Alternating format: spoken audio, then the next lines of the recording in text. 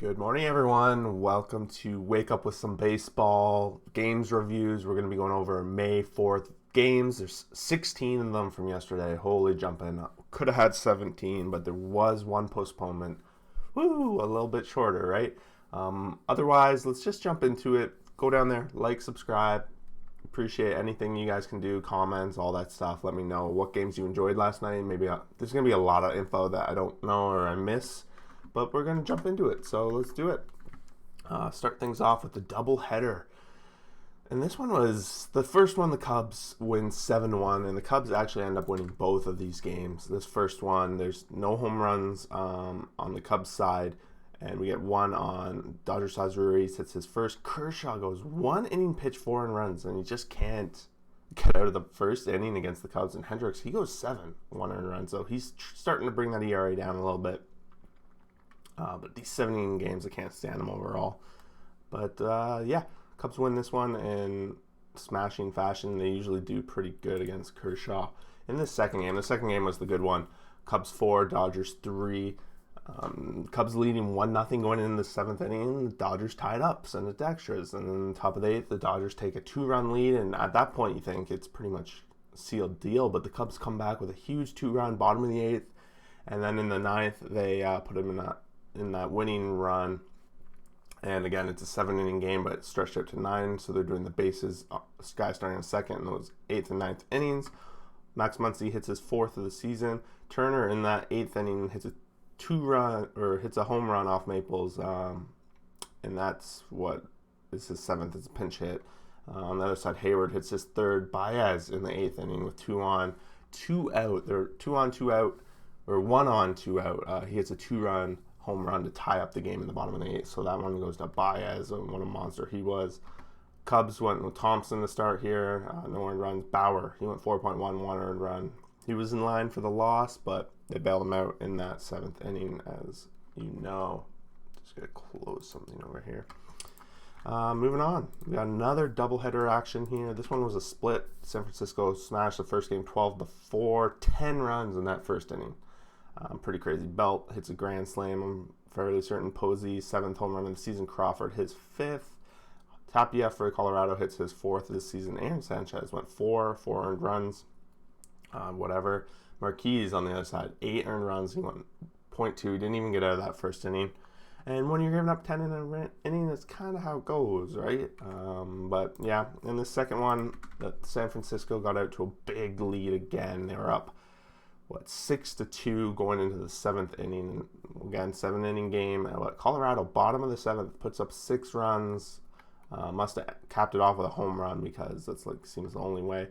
Belt hits another home run in this one. His 6th of the season. Flores hits his 2nd. CJ Crone, 5th, and then Blackman in that 7th inning. 2 on, 2 out. He hits a 3-run bomb, which is the 2nd of the season, which is fairly low for Charlie Blackman. How's he doing this year? I haven't heard much about him. We don't talk much about him. And that's probably why. .191, 634 OPS. It's likely one of his worst seasons he's had in a long time. Holy. Castellani, 3.1. Alex Wood goes here, 5, 2 earned runs. And this is a blown save for the Giants. Duvall hits his 2nd blown save of the season. So yeah, it's a split. And the Giants could have really used both these wins. And the way it was going, they should have had it, but it is what it is. White Sox 9, Reds 0, and White Sox come and smash. And Dylan Cease has a game. His 6 innings pitched, 0 earned runs, 11 strikeouts. Very good outing for Dylan. Hoffman on the other side, 2.14 earned runs, and the bullpen gives up runs, and the White Sox offense just popping off. Abreu, 6th home run of the season. The White Sox just take care of business here. 9-0, get out to a 3-0 lead. Don't really look back after that. Next up, we have Marlins 9, D-backs 3. I know it's not the most that the Marlins have scored in one game, but it kind of feels like it. It's been a little while. They're still missing Jazzy Chisholm at the top. Rojas had a 3-hit game, which is nice to lead them off. This game, Marlins were out to 3-0 lead, and then slowly but surely, the D-backs chipped away, and then in the top of the 8th, they tied it up. There's 3-3. I was like, oh, here we go. The D-backs are going to steal this one from the Marlins, but they came and they put up a 6th spot in the bottom of the 8th, so that was really solid by them. Anderson hits his 2nd of the season. Brinson hits his 1st of the season, and that's in that 8th inning there. Ginkel ends up getting the loss here, but the bullpen just falls apart. Both two guys giving up 3 runs each. Alcantara, 1 earned run, 6 innings pitched. This guy's been just lights out for the Marlins, really. He left the game with his chance to win, but there's a blown save here. His 3rd of the season by Bass already. It's an early season to have 3 blown saves. We'll see if well, I guess he's not really their closer, but you know how it goes. But yeah, next up, Braves 6, Nationals 1. Braves had that 5 spot in the 6th inning here. Home run, Acuna. It's the first person in the league to get to 10 home runs this season. Congratulations. And the big story here is Yanoa, the pitcher. I think this is 2 games in a row now he's hit a home run, but this time it's a grand slam, so you got to give him the pops for that. And then on the other side, Trey Turner continues to be leading this team off very well. Joe Ross, 5.1, 2 earned runs, gets the loss. Yanoa gets the win in his own outing here. 1 run. This guy's been all-star for them. 3.1. He's basically their own Ohtani at this rate. Yankees 7, Astros 3, and this was funny that this was the first time the Astros returned to Yankee Stadium since the whole debacle, and they found out they were cheating and all that stuff. Stanton had a 4-hit game here, 3 RBIs. His 7th home run of the season. Bregman his 5th. Brantley his 3rd overall, and I think the big story here is the crowd. They were chanting, they were yelling, they were saying FL Tuve, FL Tuve. So if you didn't see that, go check that out. Greinke, another kind of mediocre start, 4 innings, pitched 3 earned runs, and then the bullpen comes in. Oh, a guy named Scrub, love it. Herman, 5 innings, pitched 3 earned runs. So both starters get out of there with no decisions, and then Latouche gets his 2nd win of the season, and the bullpen for the Yankees does what the bullpen for the Yankees does, closes the game out. Next up, Phillies 6, Brewers 5, and this one had a chance to being disastrous for the Phillies yet again, but they squeeze out with this one. Interestingly enough, when they were up 6-1 in that 7th inning, they tried to bring in their relief pitcher. I forget the guy's name, but he wasn't on the lineup card, so he got kicked out, and they had to bring someone else in, and that person ended up giving up a huge 4 spot, which is rough. Yeah, they don't show it in the box score here. Overall, Jackie Bradley Jr. hits his 3rd home run of the season. McCutchen had a 2 home run game. He's up to 4. Brad Miller his 3rd, and a couple home runs power the Phillies through. It was close. In the 9th inning, the Brewers had someone on 3rd again, possibly tied up. I think if the Phillies blew this one, I don't know what I would do next for them. The poor guys. Next up, Red Sox 11, Tigers 7. This was just an offensive battle. Jay Jones for the Tigers hits his 2nd of the season, so that's the only home run for the Tigers. And then on the other side, Verdugo his 4th, Bogarts his 6th, Renfroe his 3rd, Hernandez his 4th. So 4 home runs total for the Red Sox, and a bunch of hits. You just see multiple guys in the core of their lineup, multiple hit game. Pivetta, he goes 5, 3 earned runs, so it's the bullpen again that kind of gives up a lot of runs here. But Pivetta now 4-0 on the season. Michael Fulmer, he went 2 outs, 2 earned runs. Then it's just a bullpen game of disaster. And we know, we talk about the Detroit Tigers bullpen all season long so far. You're going to be scoring runs on them. Rangers 6, Twins 3. Twins again, another late inning explosion for them. They're not putting up runs in the late innings, and they're giving up runs, and what can you do? The Rangers come back and steal this one. Calhoun, 3rd home run of the season. Garcia, his 7th of the season, so a couple home runs there. Byron Buxton up to 9. Astudillo gets his 3rd overall, and they just hit him 10 hits to 4, and then we got Minnesota, the blown save going to Rogers, 1.1 innings over there. J.A. Happ, 5.1, 1 earned run. So this guy's been amazing for them. But on the other side, we got to give this guy a lot of credit right now. Kyle Gibson, 8 innings pitched, 3 earned runs. He gets the no decision, but he carries this here for them to be in a position to make this late 9th inning comeback, which they do. Big win for Texas. Cleveland 7, Royals 3. From Cleveland, I thought they were in trouble midway through this game when it was 3-0, but then they tied it up with a big 6th inning. And then they end up winning in the 8th. And the offense can't complain. I keep saying this, but they're on fire now. And they're getting the wins, and their team really starting to heat up. And I expect them to be in the top of this division by the end of May. Bauer's first home run of the season. Salvador Perez hits his 7th for Kansas City. Matt Taunt, so it looked like a Cleveland bullpen game. Hatenges comes in for the core of it, 3.1, 2 earned runs. Mike Minor, 5.1, 3 earned runs. Probably a better start for him than in a while. And then they give Greg Holland the blown save in this situation. And Royals are starting to come back after that super hot start, starting to come back down to earth a little bit here. Rays 8, Angels 3.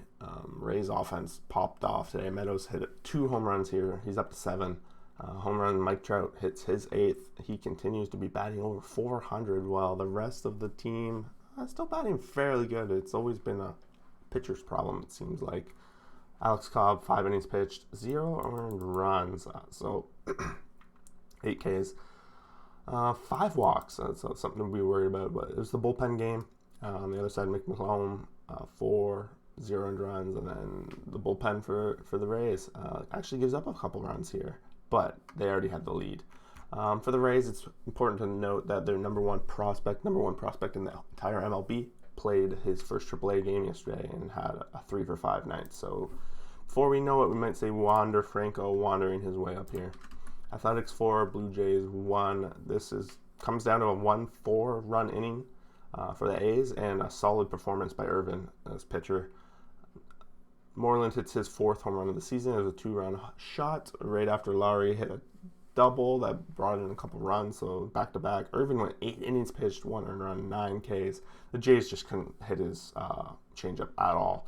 K on the other side, 4 innings pitched, 4 earned runs. And it was all in that 1 inning. His ERA is up to 9.82. But overall, he looked pretty good, to be honest, from what I watched. And then Thornton comes in, closes it out, and the Jays close the door. So at least for them, they saved their bullpen for the next 2 games. Pirates 2, Padres 1, and this was thought this was the game where there was perfect game in the bullpen, but it wasn't. So I might have skipped over that. But Keller went 5.2, 0 earned runs. Lamet, he's back, but he only going 2 innings pitched in this, and then followed up by Weathers. It was just a low-scoring game all around. 2-1 comes down being no home runs, any of that. Just a couple generated runs by the Pirates. 1 in the 3rd, 1 in the 6th. 10-hit performance overall, and they just seem to kind of deserve this win based on just looking at the stats. Last game of the night, we got Seattle 5, Orioles 2. Orioles on that West Coast swing right now. Mancini had a 3-hit night, big night for him. But on the other side, we had Kyle Seager hitting his 5th home run of the season. Lewis hitting his 3rd. A couple home runs seems to be the difference. The one in the 8th was a 3-run shot, which ends up being the difference in this game. Jorge Lopez, 4.2, 1 earned runs. Dunn on the other side, 1 earned run for himself. Is that Justin Dunn? I always keep thinking it's Adam Dunn. I don't know why it's Adam Dunn. It's probably White. But overall, Mariners win this one and continue. I think that makes it a split so far for these 2 teams. And yeah, that's just me ripping through 16 games as fast as possible. Again, if you get to this point and I missed something important, like I can't catch it all, so please let us know. The comments is what I want this channel to be about, discussion about baseball and all that. So please let us know. And then we'll jump into a quick injury report here. DeGrom, this is kind of like a Mets overall. DeGrom, JD Davis, Nemo, Diaz. Prior to Tuesday's rain out, so this was the postponed game. DeGrom was scratched from his scheduled start with right shoulder tightness, which is terrible if you're a Mets fan. They're dealing with several key injuries. Davis on 10-game DL. Nemo left the game, and Diaz was also pulled from the game. Bad news on Yelich is he's back on the 10-day DL, and he's having issues with his back, which myself, having back issues, I know what that's like. Please, hopefully everything works out for him. Rendon was unable to finish Monday night's game, so I don't think we saw him on Tuesday either. Ohtani is set to pitch on Wednesday, so that's today, so that's okay. Luke Voit and Odor are both recovering from surgery for the left knee. Voit was sent to rehab assignment, so he could be coming back somewhat soon. Odor, on the other hand, left the game with a leg injury. George Springer's day-to-day. Bryce Harper continues to be day-to-day too. Chris Sale, interesting, reached a milestone in his recovery on the Tommy John. He had a few throws off the mound, so he's working his way up. Chris Sale might be here right in time for the Bo Sox to really pop off. Fried is expected to make his return on Wednesday as well. So Max Fried, we'll see him coming back. Jake Arrieta is now on the 10-day DL. Not good for them. The Cubs. Horner on the 10-day DL. Left for him. Corner was the guy who actually collided with Happ, so he's on the 10. That must have been a tough collision. I'm glad I didn't go back and watch that. That's basically it.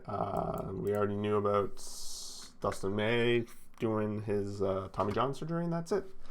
May the 4th be with you. It's now May 5th, but we're doing a May 4th review. So thanks for watching. We'll see you for the next video.